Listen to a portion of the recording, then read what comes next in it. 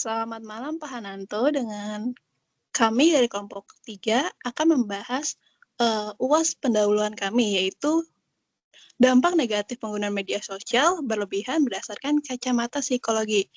Dengan saya dan teman saya dari PIC 1 kelompok 3, yaitu Benedikta Kela Putri Hilsan dengan NIM 011212309092. Dan saya Nisri Narania dengan NIM 011212301005. Oke. Selanjutnya, sebelum kita masuk ke pembahasan utama, saya ingin mengajak teman-teman merenung sebentar. Coba dipikirkan apa hal yang pertama kali biasanya kalian lakukan saat bangun tidur.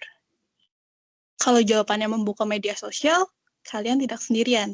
Setiap hari, jutaan orang di seluruh dunia melakukan hal yang sama, yaitu membuka media sosial untuk mengecek aktivitas terbaru, melihat kabar teman, atau sekedar menelusuri konten yang lewat di sosial media mereka.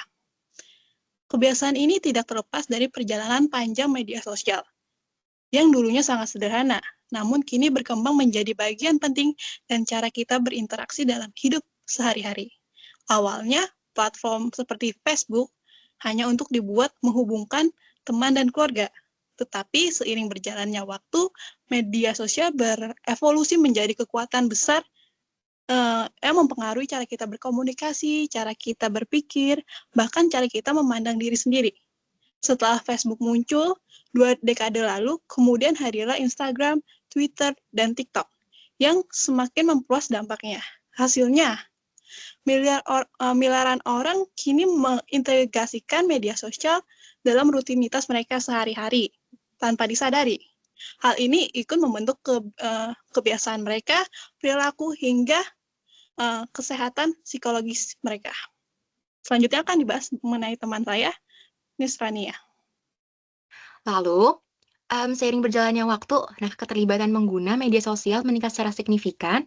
Namun, sayangnya peningkatan ini tuh tidak selalu membawa dampak positif, karena intensitas penggunaan yang tinggi dapat memicu mekanisme psikologis yang bertentangan dengan kesejahteraan penggunanya. Penelitian terdahulu pernah membahas loh mengenai perbedaan antara pengguna pasif dan aktif yang mempengaruhi mekanisme dari dampak dan dari penggunaan si media sosial itu sendiri. Penelitian oleh Paul and Hadley Johnson pada tahun 2025 menunjukkan bahwa pengguna pasif yang hanya melihat konten tanpa berinteraksi lebih rentan mengalami dampak negatif dibandingkan pengguna aktif yang memberikan respon atau berinteraksi secara digital. Kondisi ini membuat mereka lebih mudah membandingkan diri dan mengalami penurunan kesejahteraan psikologis. Maka dari itu, meskipun adanya media sosial dirancang untuk memudahkan komunikasi, namun kehadirannya itu tidak selalu meningkatkan kesejahteraan dan justru dapat menimbulkan dampak negatif yang seringkali tersembunyi. Dengan demikian, esai ini bertujuan untuk mengkaji berbagai dampak tersebut, termasuk stres, kecemasan, perburukan gejala depresi, penurunan harga diri, serta meningkatnya perasaan kesepian meskipun pengguna tampak terhubung secara digital.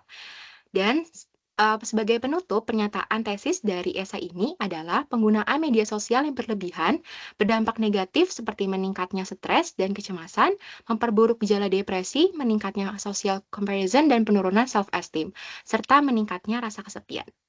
Baik, sekian penjelasan dari kami mengenai pendahuluan atau latar belakang esai kami. Terima kasih dan selamat malam.